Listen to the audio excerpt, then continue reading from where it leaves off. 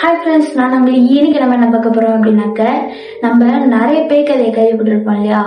அதுல சில கதைகள் மட்டும் ரொம்ப ஹார்டா இருக்கும். அந்த மாதிரியான கதை தான் இன்னைக்கு நான் எடுத்து வந்திருக்கேன். நான் உண்மையில சொல்றேங்க, இந்த கதையை யாருமே கேட்கறதுக்கு அவ்வளோ தைரியம் இல்லை. ஏன்னா போக போக ரொம்ப ஹார்டரா போயிட்டு இருக்கோம். ஒரு சின்ன கிராமத்துல மீனான்னு சொல்லிட்டு ஒரு பொண்ணு இருக்காங்க. அவங்களுக்கு கல்யாணம் ஆயிடுச்சு. ஆனா கல்யாணம் ஆகி 3 மாசத்துலயே அவங்க ஹஸ்பண்ட் இறந்து போயிடுறாங்க. ஸோ ரொம்ப சேட் ஆயிடுறாங்க. அண்ட் ஆல்சோ அவங்களுக்கு என்ன ஒரு டெஸ்ட் இருக்கு, என்னன்னா அவங்களோட அப்பாவும் கொஞ்ச நாளையே இறந்துருக்காங்க. அவங்க அப்பாவும் இல்லை, அவங்க ஹஸ்பண்டும் இல்லைன்னு சொல்லிட்டு ரொம்ப சேடா இருக்காங்க. அவங்க வீட்லயே இப்ப மீனாவும் அப்புறம் அவங்களோட அம்மாவும் தான் இருக்காங்க. சில நாள்லயே மீனாவா அவங்க பிரெக்னென்ட் ஆயிருக்காங்க. அவங்க டாக்டர் கிட்ட போய் கேட்கும்போது டாக்டர் சொல்றாங்க அவங்களுக்கு ட்வீன்ஸ் இருக்குன்னு சொல்லிட்டு. அப்புறம் அவங்க ரொம்ப ஹாப்பியாடுறாங்க, மீனாவோட அம்மாவும். ஏன்னா அவங்க அப்பாவும் இல்லை, அவங்க ஹஸ்பண்டும் இல்லை. இந்த மாதிரி இருக்கிற சேட் இருக்கு. அப்ப அவங்களுக்கு ஒரு ஹாப்பி நியூஸ் வந்தா எப்படி இருக்குமோ அதே மாதிரி ரொம்ப ஹாப்பியா வராங்க. அப்ப வீட்டுக்கு வந்ததுக்கு அப்புறம் மீனாவோட அம்மா என்ன சொல்றாங்கன்னா, ஜோசியக்காரங்க கிட்ட போய் பாத்துட்டு வரலாமா, உங்க பிள்ளைங்களோட வாழ்க்கை எப்படி இருக்குன்னு சொல்லிட்டு அப்படின்னு சொல்லிட்டு போய் கேக்குறாங்க. போயிட்டு ஜோசியர்கிட்ட போனவங்க அவங்க கண்ணு முடிட்டு ஜோசியம் பண்ணுவாங்களே அந்த மாதிரியே பண்றாங்க. அப்ப என்னாச்சுன்னா திடீர்னு பயந்து போய் அந்த ஜோசியக்காரரு ரொம்ப ஆச்சரியமா மீனாவை பார்த்துட்டு, மீனா உனக்கு 2 பொண்ணு இருக்குல்லம்மா, அந்த 2 பொண்ணுல ஒரு பொண்ணு இறந்துக்கிடும், ஒரே ஒரு பொண்ணு மட்டும்தான் உனக்கு இருக்கும்னு சொல்லிடுறாங்க. அப்புறம் மீனாவோட அம்மா என்ன சொல்றீங்க அப்படின்னு சொல்லிட்டு ரொம்ப ஷாக்கா கேட்குறாங்க. மீனா சொல்றாங்க, இதனாலதாம்மா இதெல்லாம் இன்னுமாமா நம்பிட்டு இருக்கீங்க, வாங்கம்மா அப்படின்னு சொல்லிட்டு மீனா அவங்களோட அம்மாவை கூட்டிட்டு வீட்டுக்கு போயிடுறாங்க. அப்புறம் கொஞ்ச நாள்லயே திடீர்னு பாத்தீங்கன்னா ஒரு நாள் ரொம்ப மழையெல்லாம் வர மாதிரி இருக்கும்ல, அந்த மாதிரியான கிளைமேட் வந்துருச்சு. அப்பன்னு பார்த்த வேற அவங்க அம்மா வீட்டுல இல்ல.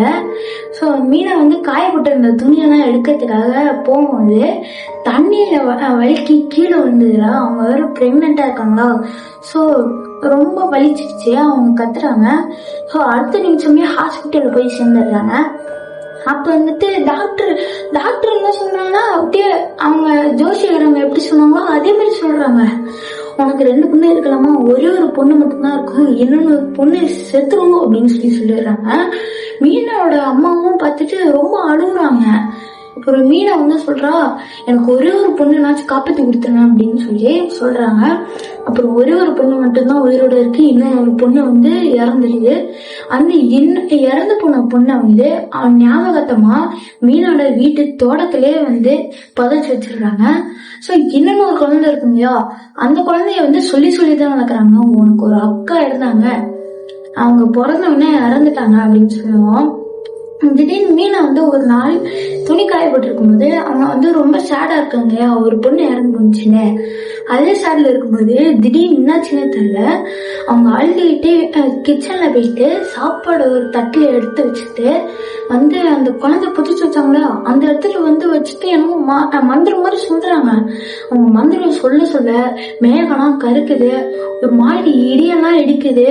அப்புறம் அவங்க கட்டி வச்சிருந்த ஆடு மாடு கோழி எல்லாமே ஓடுது. அப்புறம் மீனாவோட பொண்ணு இருக்காங்க இல்லையா, அவங்க என்ன சத்தம் அப்படின்னு சொல்லிட்டு பாக்கிறதுக்காக வராங்க.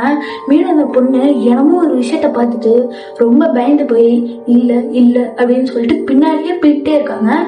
அப்புறம் ஓடி போயிட்டு அவங்க மீனாவோட அம்மா இருக்காங்க இல்லையா, அவங்க கிட்ட எங்க அம்மா என்னமோ சொல்றாங்க, எங்க அம்மாவுக்கு என்னமோ ஆச்சு, அங்க நான் என்னமோ பார்த்தேன், வாங்க வாங்க அப்படின்னு சொல்லி அவங்க கூப்பிட்டாங்க.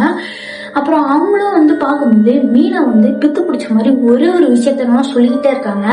எனக்கு பசிக்குது, சாப்பிடு, பசிக்குது சாப்பிடணும், பசிக்குது சாப்பிடணும்னு இருக்காங்க.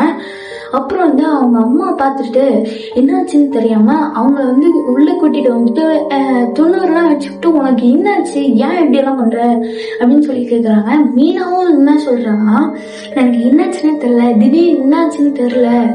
அப்புறம் அது மட்டும் இல்லாம எனக்கு டிரான்ஸ்ஃபர் கிடைச்சிருச்சு, வாங்க நம்ம இந்த ஊரை விட்டு போயிடலாம் அப்படின்னு சொல்றாங்க.